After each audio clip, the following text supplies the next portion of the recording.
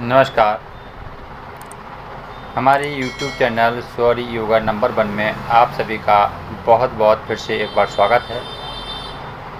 Question answer भाग 3 में आप सभी को 5 प्रश्नों के उत्तर जानने को मिलेंगे और वह प्रश्न हम सबके मन में कहीं ना कहीं अपना अपना घर बनाए बैठे हुए हैं। तो जिनको यह जिज्ञासा रहती है कि स्वर विज्ञान में हम कैसे काम कर सकते हैं, कैसे अपने शरीर को स्वर विज्ञान में ढाल सकते हैं, और हाँ सज्जनों, मैं आप सभी से विनम्र निवेदन करता हूँ कि आप जो भी वीडियो देखते हैं वीडियो को पूरा देखा करें और हमारे जो भी वीडियो आते हैं उन्हें ज़रूर देखें, क्योंकि अगर टाइटल जो भी हो परंतु उसमें बात स्वर ज्ञान के माध्यम से ही की जाएगी। इसलिए कहीं ना कहीं ऐसे पॉइंट जो आते हैं कि अपने काम के हैं वो छूट ना जाएं। इसलिए जो भी वीडियो देखें आप वो बड़ा ध्यान से और पूरा वीडियो देखें। चलिए दोस्तों, आज जानते हैं प्रश्न उत्तर भाग 3 में। सबसे पहला प्रश्न है अशोक कुमार जी का। तो ये लिखते हैं, पहचानें कैसे कि आकाश तत्व चल रहा है, आप कुछ और ही बोल रहे हैं। तो मेरा जहाँ तक मानना है कि इनका जो कहना है कि आकाश तत्व के बारे में हम पहचान मैंने वीडियो में नहीं बताई है और मैंने और कुछ बताया है, तो कहीं ना कहीं इनका जो भ्रम है वो दूसरी ओर इशारा कर रहा है।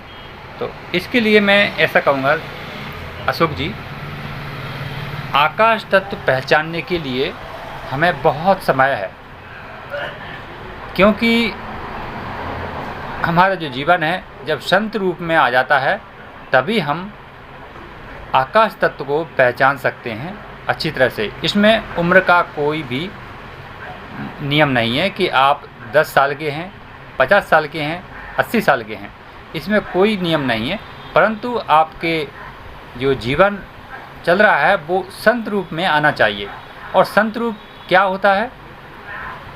काम, क्रोध, मोह, मद और लोभ, इन सब से छुटकारा पाने के बाद या फिर इनका बैलेंस होने के बाद ही हम अपने जीवन में संत रूप में आ सकते हैं।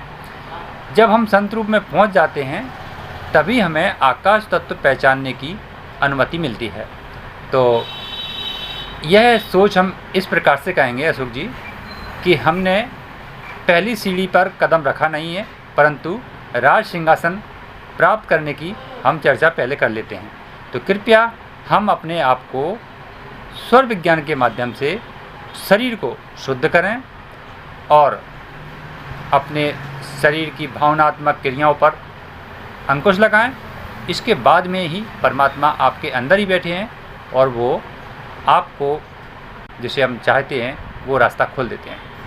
अब चलते हैं अगले प्रश्न की ओर। तो इनका ध्यान लिख रहे हैं, इन्होंने अपना नाम नहीं लिखा है, तो कृपया मैं ऐसा ही कहूँगा कि अपना नाम लिख करके भेजें अगर कमेंट में, तो बहुत अच्छा रहता है। भले ही आपका कोई चैनल हो ऐसे नाम से तो चलेगा, लेकिन आप अपने कमेंट में अपना नाम शुभ ज़रूर लिख कर भेजें, तो उसमें हम थोड़ा जानने के लिए अच्छा रहता है। तो इनका कहना है, पहला पैर स्वर द्वारा जो भी रखेंगे, श्वास लेते हुए रखेंगे या श्वास छोड़ते हुए रखेंगे? यह प्रश्न बहुत ही अच्छा प्रश्न है। आपका नाम जो भी हो, परंतु आपने जो प्रश्न किया है बहुत ही सुंदर प्रश्न है। यह हम सबका प्रश्न है। तो इसमें मैं ऐसा आपको सलाह दूंगा कि पहला पैर आप जो भी रखें, अगर आप निष्क्रिय भाव से रख रहे हैं, निष्क्रिय का मतलब है कोई उद्देश्य नहीं है, कोई विचार नहीं है कि कहीं मुझे जाना है या नहीं जाना है।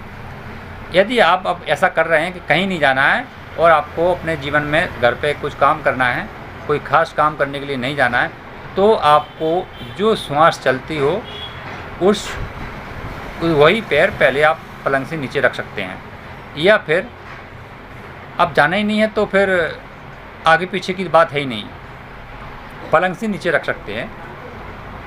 यदि आपको कोई ख़ास काम करने के लिए जाना है तो जो पहला पैर है, जो श्वास चलती हो उस श्वास को अंदर खींचें और कुंभक करें, और कुंभक करने के बाद जब आपकी सांस रुकी हो और उस समय आप जो स्वर चलता है वही पैर आगे बढ़ाएं। इससे आपको जिस काम में जा रहे हो उसमें बहुत बड़ी सफलता हासिल होती है। यह हमारा एक नियम होता है जीवन का। जो हम इस नियम से चल रहे हैं तो हमारे जीवन में बहुत ही बड़ी सफलता मिलती है। ये स्वर ज्ञान का बहुत अच्छा नियम है। यदि हम सांस छोड़ते समय उस कार्य के लिए जाते हैं तो वो कार्य हमारा कहीं ना कहीं निष्क्रिय हो जाता है और उसमें बाधा कोई ना कोई आ जाती है। तो इसलिए हमें कोई काम के लिए जाना है तो हमें वो पैर श्वास अंदर लेते हुए आगे बढ़ाना है। मैं यहाँ पर एक बात और कहना चाहूँगा जो कि ध्यान रखने योग्य बात है। अगर आप अपनी सांसों का गलत काम करने में प्रयोग कर रहे हैं, जैसे चोरी, छीना झपटी, कोई गलत कार्य, व्यभिचार के कार्य, शराब, कोई मांस खाना, ऐसे कामों के लिए आप अगर करते हैं, जितनी व्यभिचारी कार्य हैं उनमें अगर आप ऐसे कार्यों में अपने श्वास का दुरुपयोग करते हैं तो ये बहुत ही जल्दी आपको 1 बार, 2 बार, 3 बार, 5 बार तक छूट मिलेगी। इसके बाद में आपको वो श्वास उल्टा कर देगी, यानी आपको बहुत बड़ा नुकसान पहुंचाएगी जिसमें आपका जीवन खतरे में आ सकता है। इसलिए कृपया ईश्वर के साथ कभी छेड़छाड़ी ना करें। यह आपके जीवन के लिए बहुत ही अच्छी मात्रा में उपयोग करने के लिए बनाई गई एक प्रक्रिया है।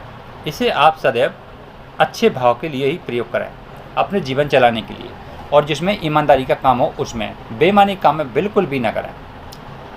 चलिए आगे बढ़ते हैं। अब तीसरा प्रश्न लेते हैं। ये हैं प्रसन्ना पुजारी। ये लिखते हैं पढ़ाई कौन से स्वर में पढ़ाना है। तो ये टीचर हैं लगभग। ठीक है जी। अब मैं आपको एक बहुत ही अच्छा क्रिया बताता हूँ।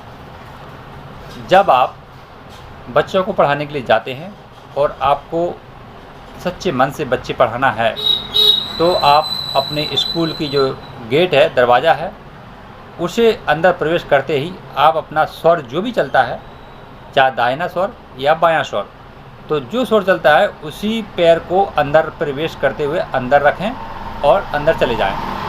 उस समय आपको, जब प्रवेश कर रहे हों उस समय आपको विचार रखना है कि आज मैं अच्छा पढ़ाऊँगा।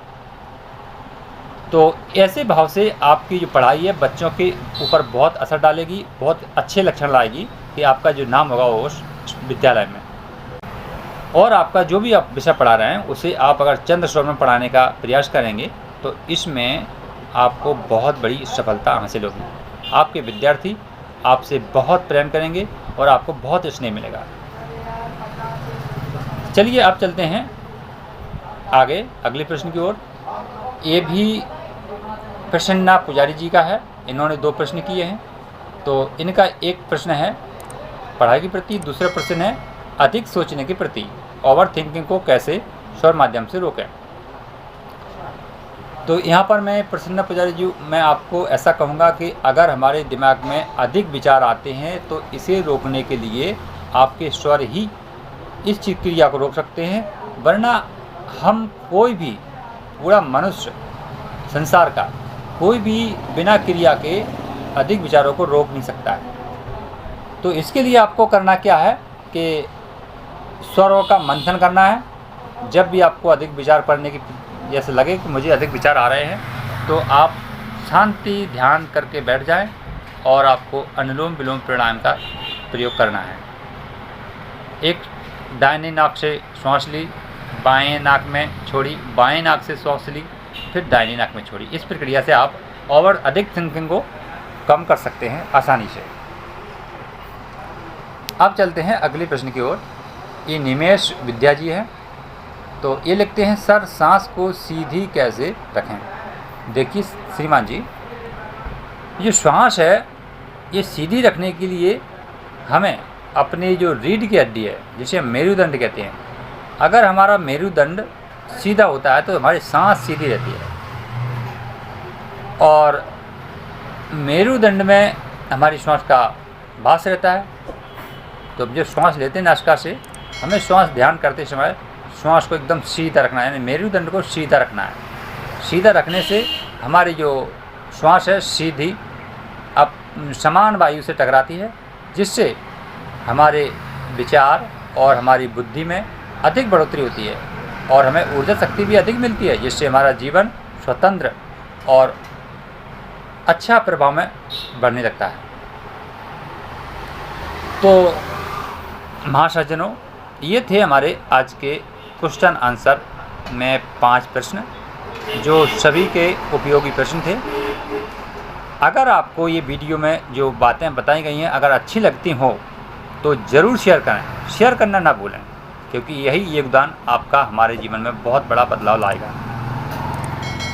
फिर मिलते हैं ऐसे ही किसी वीडियो के साथ। अगर आपके मन में विचार उत्पन्न होते हैं कमेंट के लिए तो कमेंट ज़रूर करें।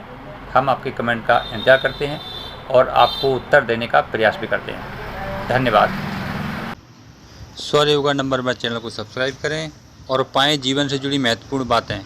साथ ही साथ बेल आइकन को भी दबाएं, जिससे हमारे आने वाले वीडियो आपको सबसे पहले मिलते रहेंगे।